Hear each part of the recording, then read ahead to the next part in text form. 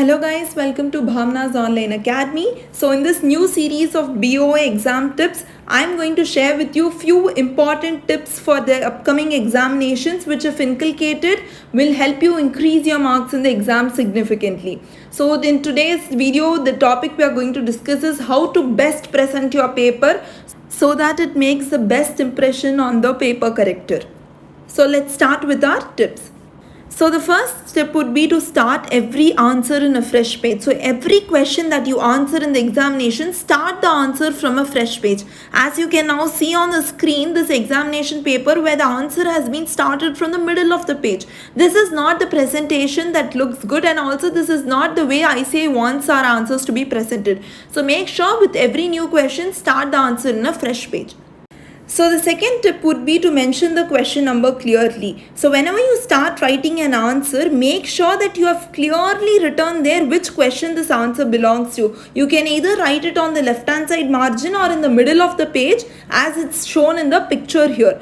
So the third tip would be that you can use the last 2 pages of your answer sheet for any rough work. In case if you're doing a practical subjects like accounts or FM, then in such case what you can do is you can use the last 2 pages of your answer sheet to do any rough workings that you want to do. But what you have to remember is whenever you are doing a rough working in the last 2 pages, make sure that you put a title there that this is a rough work. And once your answer is completed or once your exam is completed, before you submit the answer sheet, please make sure that you cross out both the pages so that the person correcting doesn't get confused that it might be an answer. Okay. Yes. So the next step would be to write all the subset of a single question together. Suppose there is 1A, 1B, 1C and 1D. There are 4 subparts in a question. Then in such case, try to write all the subparts together.